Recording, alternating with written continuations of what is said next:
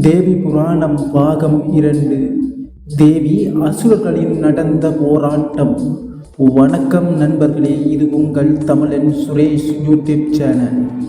நாம் தேவியின் புராணம் தொடரில் முதல் பகுதியில் பராசக்தியின் தோற்றமும் தேவியின் மகிமையும் பற்றி பார்த்தோம்.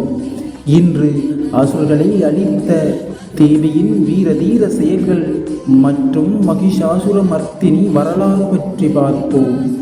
தேவி அசுரர்களிடம் போராடிய போராட்டம். பாரதத்தை நசுக்கும் அசுரர்கள் உலகில் கொடூரத்தை ஏற்படுத்தினார்கள். மகிஷாசுரன் சிவனிடம் இருந்து ஆனந்த சக்தி பெற்றான். சும்பன் நிசும்பன் பிரம்மா தந்த அழியாத வரம் பெற்ற இரு சக்தி வாய்ந்த அசுரர்கள் ஆவார்கள். இரத்த பீஜன் அவனது இரத்தம் பூமியில் விழும் போதெல்லாம் புதிய அசுரர்கள் உருவாகும் சக்தி பெற்றவன்.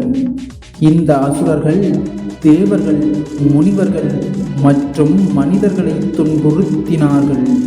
அவர்கள் அர்ச்சிக்கப்படும் யாகங்கள், பூஜைகள் அனைத்தையும் நிற்க வைத்தனர். உயிர் கொடுத்தும் போராடிய தேவர்கள் முடிவாக மகா சக்தியை வேண்டினார்கள். மகிஷாசுரமர்த்தினி வரலாறு.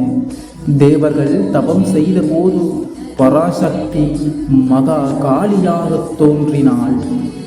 அவள் சக்தி அம்பு, கத்தி, கதாயுதம் ஆயுதங்களை ஏந்தினார். சிவபெருமான் திருசூலம், விஷ்ணு சக்கராயுதம் கொடுத்தார்கள். இந்திரன் வஜ்ராயுதம், தண்டாயுதம் அளித்தார்.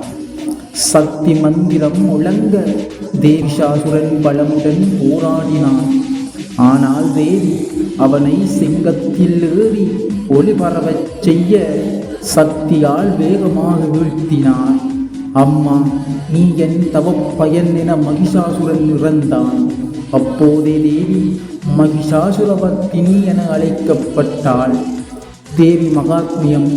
இந்த போரில் தேவி வெற்றி பெற்றதை கொண்டாடும் விதமாக நவராத்திரி விழா, தசரா, மகிஷாசுரமர்த்தினி பூஜை உலகம் முழுவதும் கொண்டாடப்படுகிறது. ஓம் தும் துர்க்கை நமக. இந்த மந்திரம் தேவியின் சக்தியை உணரச் செய்யும்.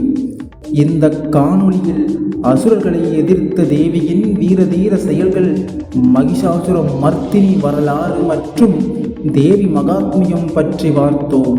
அடுத்த பகுதியில் சும்பன் நிசும்பன் அசுரர்களை அழித்த கதை, தேவி காளியின் தோற்றம் மற்றும் இரத்த பீஜனை வென்ற வரலாறு பற்றி பார்ப்போம்.